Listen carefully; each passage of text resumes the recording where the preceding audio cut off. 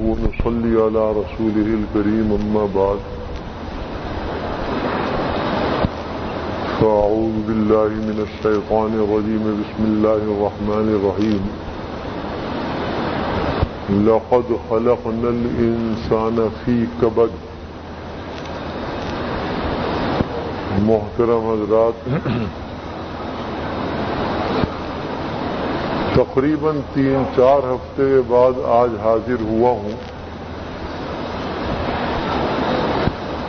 اور جس حادثے میں مبتلا ہوا وہ آپ حضرات کو معلوم ہوگا، جس کی وجہ سے میں حاضر نہ ہو سکا کہ میرے والد مرحوم اللہ تعالیٰ ان کی مغفرت فرمائیں اور درجات بلند فرمائیں، جن کی عمر 100 سال تھی، 23 شوال کو اپنے کمرے میں گر گئے اور ان کی کولہے کی ہڈی ٹوٹ گئی۔ اس کا علاج کیا گیا، آپریشن ہوا، جو ڈاکٹروں کے قول کے مطابق بہت کامیاب رہا، لیکن اس سے فارغ ہو کر ان کے گردوں نے جواب دے دیا، اور اسی سے ان کی وفات 4 ذی القعدہ کو ہو گئی۔ ظاہر ہے کہ ہم میں سے ہر ایک کو جانا ہے، موت کے لیے کوئی بہانہ ہوتا ہے، وہ بہانہ آتا ہے اور موت آ جاتی ہے۔ مرنے کے لیے سبھی پیدا ہوئے۔ قرآن کریم میں ہے اِنَّكَ مَيِّتٌ وَإِنَّهُمْ مَيِّتُونَ، کہ حضور اکرم صلی اللہ علیہ وسلم کو بھی وفات آنے والی ہے، آپ کی بھی وفات ہونے والی ہے، وَإِنَّهُمْ مَيِّتُونَ، اور دوسرے لوگ جو ہیں ان کو بھی موت آنے والی ہے۔ دنیا میں کوئی زندہ نہیں رہا۔ آپ صلی اللہ علیہ وسلم نے اپنے مرض الوفات میں آخری تقریر فرمائی اور آخری خطبہ دیا صحابہ کرام کے سامنے۔ وفات ہوئی ہے آپ کی بروز دوشنبہ پیر کے دن، اور یہ خطبہ آپ نے دیا ہے سنیچر کے دن، ہفتے کے دن، ایک دن پہلے وفات سے۔ اس میں بہت سی باتیں بیان فرمائی۔ کبھی اللہ نے مجھے توفیق دی تو وہ باتیں عرض کروں گا، بڑے کام کی باتیں۔ اسی میں آپ نے یہ بات بھی فرمائی،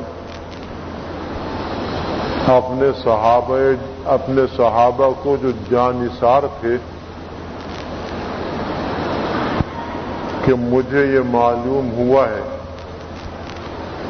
کہ تم لوگوں کو میری وفات کا اندازہ ہو گیا ہے، یعنی میں دنیا سے رخصت ہونے والا ہوں، اور اس کا اظہار اس سے پہلے آپ کر چکے تھے، جس کی وجہ سے تم بہت غمگین ہو۔ ذرا مجھے یہ تو بتاؤ کہ کیا مجھ سے پہلے کوئی نبی دنیا میں رہا ہے؟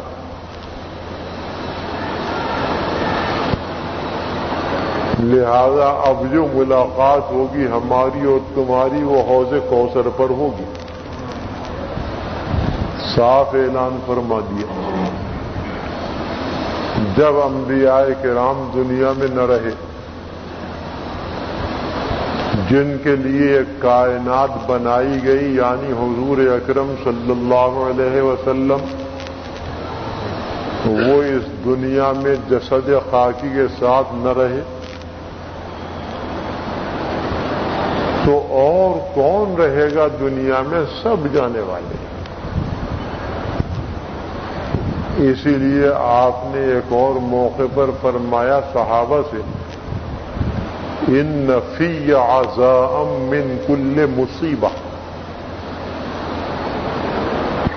کہ اگر کوئی مومن میری امت میں سے کسی مصیبت میں، کسی حادثے میں، کسی کی وفات کی وجہ سے غمگین ہو تو بہترین نسخہ میں اس کی تسلی کا بتاتا ہوں۔ آپ نے فرمایا وہ نسخہ یہ ہے، ان فی عزاء، کہ میرے بارے میں سوچ لے، اس کو تسلی ہو جائے گی۔ حاصل اس کا یہ ہے کہ جب میں اس دنیا میں نہ رہا، اور ہر مومن کا دل چاہتا ہے اب تک کہ کاش وہ حضور اکرم صلی اللہ علیہ وسلم کو ان گناہگار آنکھوں سے دیکھ لیتا،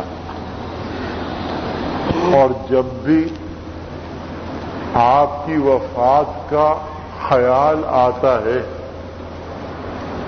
تو میں بالکل صحیح عرض کرتا ہوں،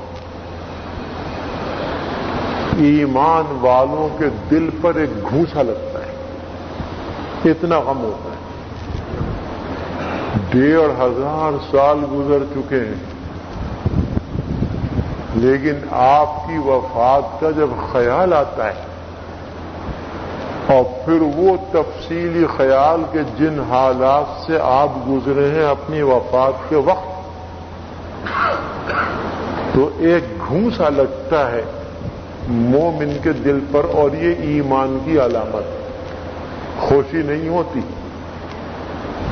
اللہ محفوظ رکھے، خوش ہوں گے کافر، ایمان والے تو رنجیدہ ہوتے ہیں۔ تو فرمایا کہ میری موت کو، میری وفات کو وہ سوچ لے، اور یہ بالکل ظاہر بات ہے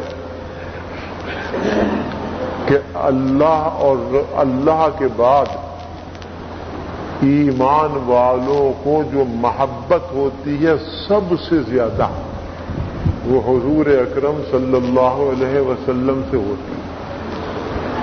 ایمان والوں کی بات کہہ رہا ہوں، کامل ایمان والے، پکے ایمان والے، ان کی بات کہہ رہا ہوں۔ اور اس کے بعد پھر والدین سے ہوتی۔ سب سے زیادہ محبت کا استحقاق اللہ رب العزت کے لیے۔ مومن کو چاہیے کہ اپنی تمام تر محبتیں اس کے سپرد کر دے، اللہ کے سپرد کر دے، اور اس کے بعد پھر حضور اکرم صلی اللہ علیہ وسلم سے محبت ہے۔ اور ایمان کا تقاضا یہی ہے کہ مومن اپنی تمام تر سرمایہ محبت آپ کے قدموں میں ڈال دے۔ اس کے بعد پھر نمبر ہے والدین کا، کہ اللہ اور رسول کی محبت کے بعد اس کائنات میں تمام مخلوق میں سب سے زیادہ محبت ہوتی ہے انسان کو اپنے والدین سے۔ یہ فطرت ہے، یہ انسان کی فطرت ہے، یہ اس کا مزاج اور اس کی طبیعت ہے۔ اگر اس کے خلاف ظاہر ہو تو کوئی وہاں پر ایسی چیز موجود ہے جس کی وجہ سے یہ فطرت بدلی اور بگڑی، کوئی نہ کوئی وہاں پر ایسی چیز موجود ہے، اس کو تلاش کرنا چاہیے۔ قرآن کریم ایک مقام پر فرما رہا ہے سورہ توبہ کہ آپ ان لوگوں سے پوچھیے اور کہیے، بلکہ اعلان کر دیجیے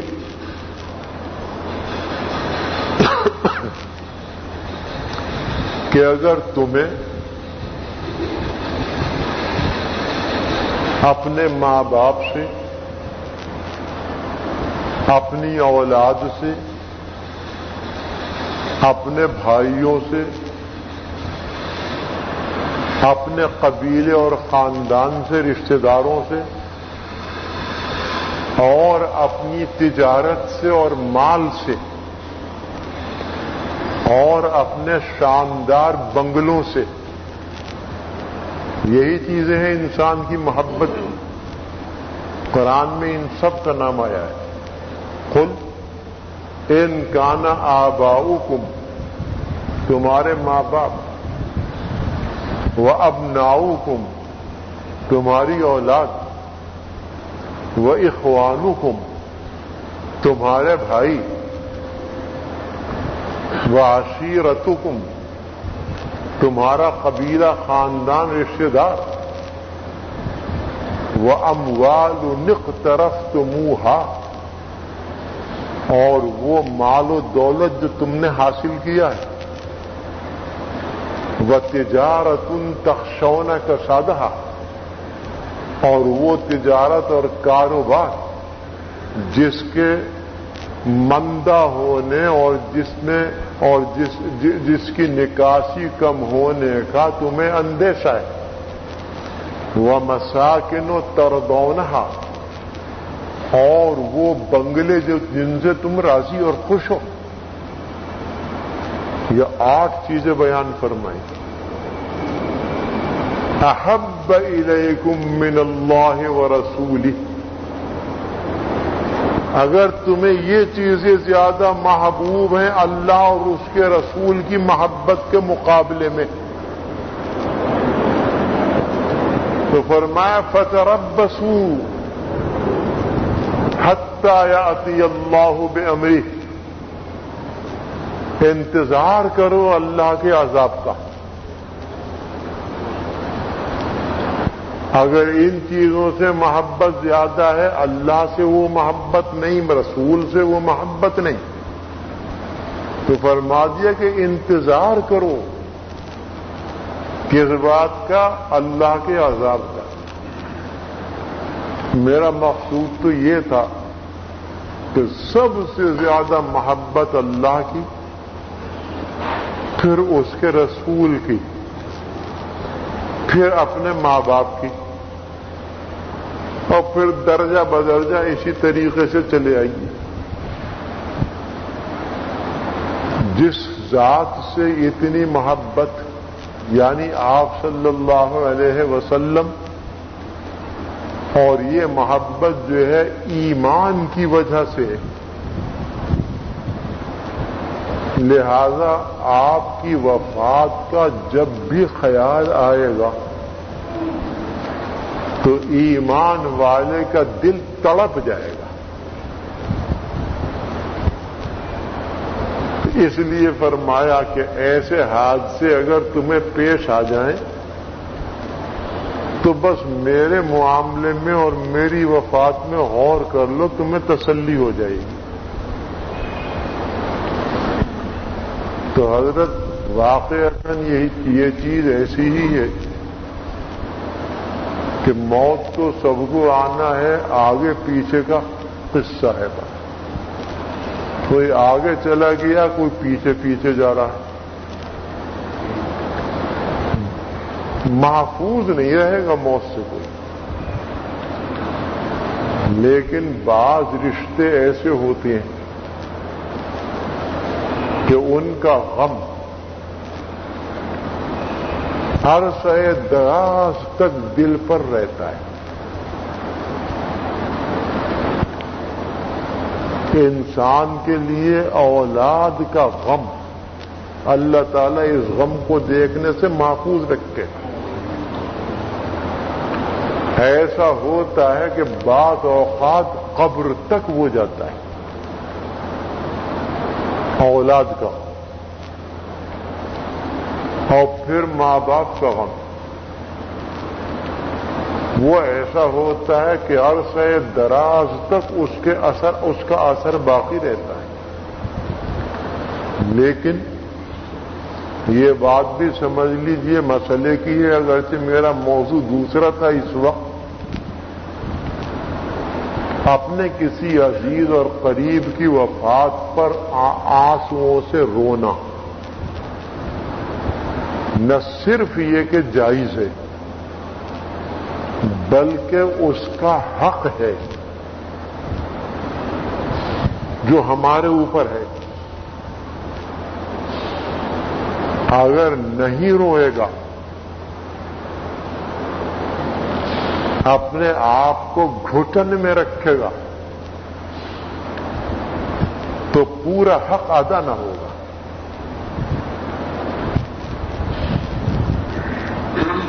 مرنے والے کا حق ہے ہمارے اوپر کہ ہم اس پر 2 آنسو بہا لیں. اس کی حق تلفی ہمیں نہیں کرنا چاہیے. یہ تو اس کا حق ہے.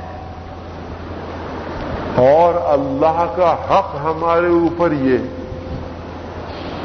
کہ ایسے موقع پر کوئی نازیبا کلمہ اپنی زبان سے نہ نکالے. یہ اللہ کا حق ہے. اگر نازیبا کلمات، ناجائز کلمات ایسے مواقع پر زبان سے نکال دیے تو اللہ کی حق تلفی ہوئی، گناہ ہوا. اور اگر آنسو نہ بہائے تو حق تلفی ہوئی رخصت ہونے والے کی. کیسا بہترین طریقہ شریعت نے رکھا ہے. اور یہ آپ صلی اللہ علیہ وسلم نے ہمیں تعلیم فرمایا.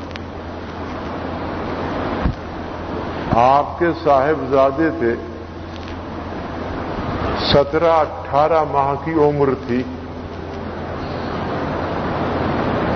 نام تھا ان کا ابراہیم.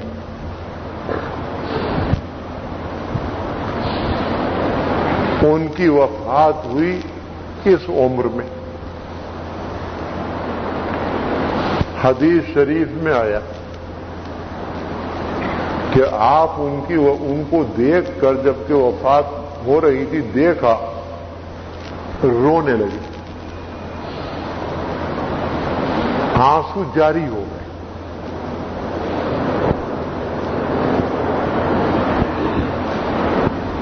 حتیٰ کہ وفات ہو گئی.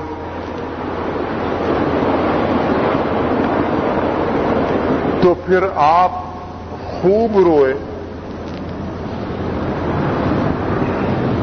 اور ایک بات ارشاد فرمائی، وہی ہمارے لیے ہدایت ہے. فرمایا ان القلب یحزن والعین تدمع. دل غم سے بھرا ہوا ہے اور آنکھوں سے آنسو جاری ہے. لیکن یہ تو حق ادا کر دیا اپنے بچے کا. لیکن آگے فرمایا ولا نقول الا بما يرضى ربنا. زبان سے ہم ایسی ہی بات کہیں گے کہ جس پر ہمارا رب راضی ہو اور خوش. یہ اللہ کا حق ادا کر دیا. اور پھر ایک جملہ اور ارشاد فرمایا جس سے معلوم ہوا کہ اگر ہم ایسا جملہ کہہ دیں اتباع سنت میں تو اجر و ثواب سے خالی نہیں. فرمایا وَإِنَّا بِفِرَاقِكَ يَا إِبْرَاهِيمُ لَمَحْزُونُونَ. ہمیں تمہاری وفات پر بڑا غم ہوا ہے. اے ابراہیم، تمہاری وفات پر ہمیں بڑا غم ہوا ہے. یہ آپ نے ہمیں ہدایت دے دی. وَلَا نَقُولُ إِلَّا بِمَا يَرْضَى رَبُّنَا. اور ہم اپنی زبان سے وہ بات نہ کہیں گے کہ جو ہمارے رب کی ناراضی کا سبب ہو زبان سے وہی بات نکلے گی جس سے رب راضی ہو جائے۔ وہ کون سی بات ہے جو زبان سے نکلنے کی وجہ سے اللہ تعالی کی بارگاہ میں ناپسند ہو؟ اسے ہم کہتے ہیں نوحہ، اور خالص اردو میں سمجھ لیجیے بین کر کے رونا۔ جیسے بعض عورتوں کی عادت بلکہ طریقہ ہوتا ہے کہ وہ بین کر کے روتی، نوحہ کرتی، زبان سے کہے جا رہی ہیں، روئے چلی جا رہی ہیں،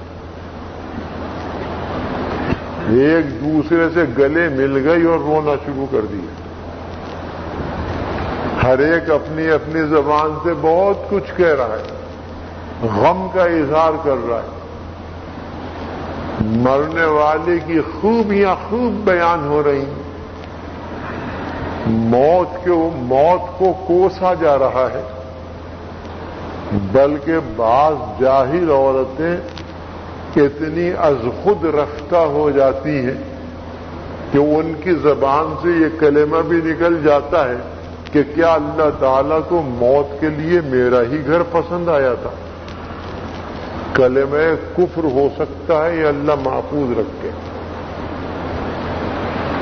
آپ نے بھی سنا ہوگا، ہو سکتا ہے کہ یہ کلمہ کفر ہو۔ تو یہ ہے ایسی بات جو زبان سے نکلنے کی وجہ سے گناہ ہوتا ہے۔ تو فرمایا کہ ہم گناہ کی کوئی بات اپنی زبان سے نہیں نکالیں گے۔ تو آپ اور وہ بات کہ جس سے اللہ تعالی راضی ہو جائے، وہ کون سی بات ہے؟ وہ خود قرآن کریم میں آئی کہ جب ایسا کوئی حادثہ پیش آئے یا اس سے بھی کم درجے کا، تو مومن کو کہنا چاہیے انا للہ و انا الیہ راجعون، یہ کہنا چاہیے۔ یہ ہے وہ کلمہ جس سے اللہ راضی ہو جاتے ہیں۔ اور لکھا ہے علماء کرام نے کہ غم کے موقع پر اس کلمے کو انا للہ کو جتنا زیادہ پڑھا جائے گا اتنی ہی دل کو تسلی خود بخود ہوتی چلی جائے گی۔ یہ نسخہ ہے غم کے کم کرنے کا۔ جب بھی وہ یاد آ جائے غم، انا للہ پڑھے۔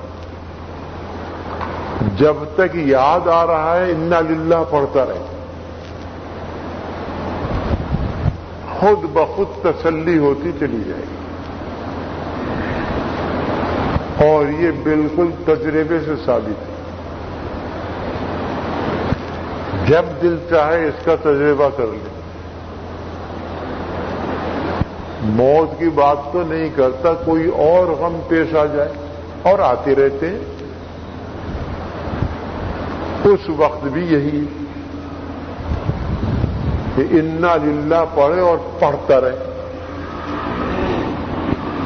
کسی کی کوئی چیز گم ہو گئی، غم ہوتا ہے۔ جتنی نفیس چیز ہوگی اتنا زیادہ غم ہوگا۔ انا للہ پڑھے اور پڑھتا رہے، یا تو وہ چیز مل جائے گی یا اس سے بہتر چیز ملے گی۔ یہ حدیث شریف کا مضمون ہے۔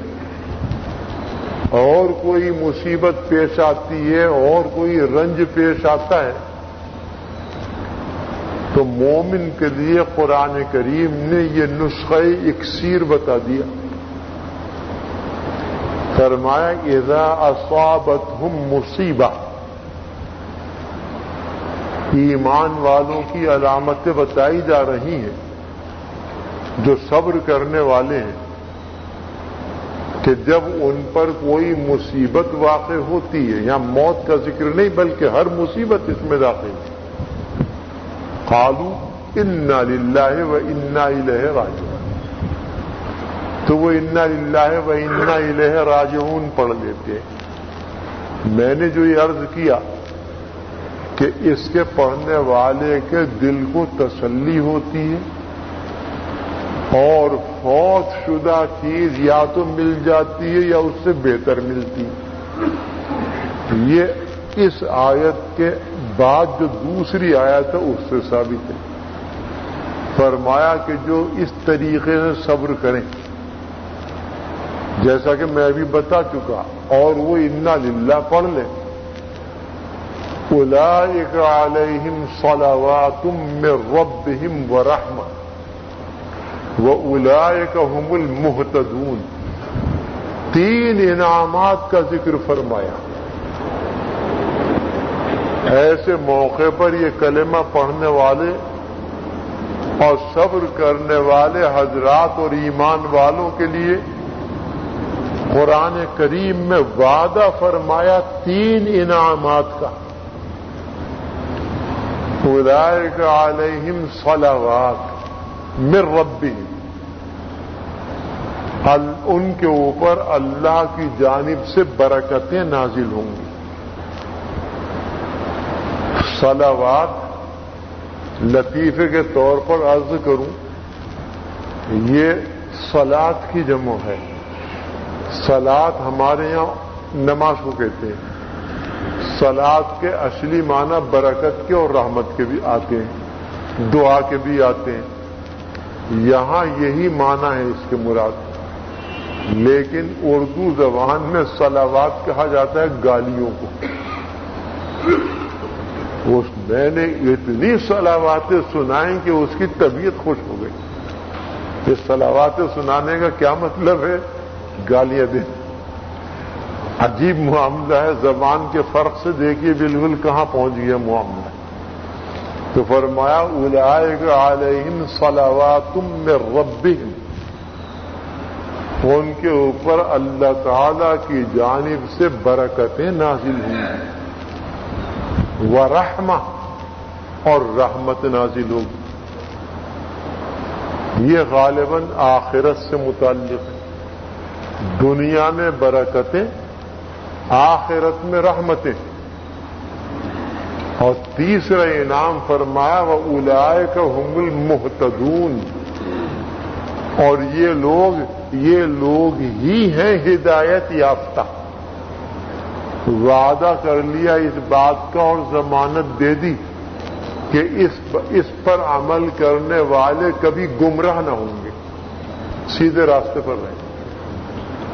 کتنے بڑے انعامات ہیں مختصر سی عمل پر، کہ کوئی بھی مصیبت ہو اور انا للہ و انا الیہ راجعون پڑھ لے اور صبر کرے اس طریقے سے جو میں نے بتایا، تو یہ تین انعامات کا وعدہ اللہ تعالی نے فرمایا۔ یا تو وہ فوت شدہ گم شدہ چیز مل جائے گی یا اس سے بہتر ملے گی۔ یہ حدیث شریف میں آیا، حضرت ام سلمہ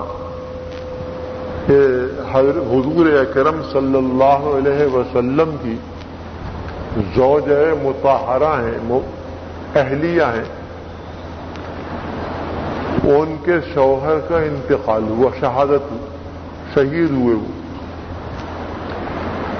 انہوں نے حضور سے یہ حدیث سن رکھی تھی کہ جو انا للہ پڑھ لے گا مصیبت کے وقت تو اللہ تعالیٰ یا تو وہی چیز یا اس سے بہتر چیز عطا فرمائیں گے۔ فرماتی ہیں کہ میں نے آپ کے حکم کی اطاعت اور فرما برداری میں پڑھ لیا انا للہ و انا الیہ راجعون، لیکن دل میں یہ خیال آیا کہ میرے اس شوہر سے جو شہید ہو گیا کون بہتر انسان ہو سکتا، لیکن چونکہ آپ کا حکم ہے اس لیے میں نے اس کو پڑھ لیا۔ فرماتی ہیں کہ عدت گزرنے کے بعد اللہ تعالیٰ نے حضور اکرم صلی اللہ علیہ وسلم کو میرا شوہر بنا دیا. آپ سے نکاح ہو گیا جو ان کے سابق شوہر سے نہیں بلکہ تمام مخلوقات سے افضل. لہذا وہ حدیث آپ کی صحیح ہو گئی. تو اس لیے حضرت یہی نسخہ ہے ہمارے لیے بھی اور ہر مومن کے لیے جو قرآن کریم نے بیان کیا اور حضور اکرم صلی اللہ علیہ وسلم نے اس کی تفسیر اور تشریح فرما دی اپنے اس عمل سے جو میں نے ابھی آپ کے سامنے عرض کیا ہے. اس سلسلے میں اتنی سی بات اور عرض کر دوں کہ اس حادثے کی وجہ سے تعزیت کرنے والے اور تسلی دینے والے حضرات اللہ تعالیٰ ان کو جزائے خیر دے. اپنے تعلق کے مطابق مجھ سے تعزیت کرتے رہے اور اب تک کر رہے ہیں. بعض حضرات نے تو یہ مشقت اٹھائی کہ وہ میرے غریب خانے پر تشریف لے گئے تعزیت کے لیے. بعض حضرات ٹیلی فون پر تعزیت کرتے رہے جو سلسلہ اب تک جاری ہے. حتیٰ کہ حیدرآباد سے، لاہور سے، اسلام آباد سے، پشاور سے، کیونکہ اللہ کا فضل و کرم ہے دور دور تک اللہ نے میرے ذریعے لوگوں کو تھوڑا سا علم دے دیا ہے تو اس لیے وہ برابر تعزیت کریں. حتیٰ کہ مکہ معظمہ سے، مدینہ منورہ سے، جہاں جہاں خبر پہنچ رہی ہے تعزیت کے ٹیلی فون آ رہے ہیں. بعض حضرات خطوط کے ذریعے مجھ سے تعزیت کر رہے ہیں اور بعض حضرات وہ ہیں کہ جنہوں نے اس میں سے کسی پر عمل نہیں کیا لیکن اپنے طور پر وہ دعائے مغفرت کرتے رہے جیسے کہ آپ تمام حضرات ہیں. یہ بھی تعزیت کے اندر داخل ہے. ان تمام حضرات کا شکریہ بھی ادا کرتا ہوں، ان کے لیے دعا بھی کرتا ہوں کہ اللہ تعالیٰ ان سب کو جزائے خیر دے اور ان کی برکت سے اللہ تعالیٰ ہمیں تسلی عطا فرمائے، صبر عطا فرمائے اور اللہ تعالیٰ نعم البدن ہمیں اس کا عطا فرمائے اور اللہ تعالیٰ ہمارے والد مرحوم کو مقامات بلند عطا فرمائے. تو تعزیت کے بڑے فائدے ہیں. غم ہلکا ہونے لگتا ہے جب ایک مومن دوسرے مومن کو تسلی دیتا ہے، صبر کی تلقین بھی کرتا ہے تو غم ہلکا ہونے لگتا ہے. ظاہر ہے کہ میرے لیے اور دوسرے بھائیوں کے لیے بڑا حادثہ تھا. میں نے اپنے بعض خاص احباب سے بیان بھی کیا. جیسے ہی خبر ملی مجھے اس کی تو غم کا پہاڑ ٹوٹ پڑا اور ٹوٹنا چاہیے، ان کا حق جس کا ذرا سا حصہ بھی ہم ادا نہ کر سکے. لیکن فوراً ہی ذہن میں خیال آیا کہ ایسے بے شمار مواقع پر میں اپنے دوسرے مومن بھائیوں کی تعزیت کرتا ہوں اور ان کو تسلی دیتا ہوں. میں خود کیوں نہ تسلی حاصل کروں. آدھا غم ہلکا ہو گیا. تو تعزیت کا یہ بہت بڑا فائدہ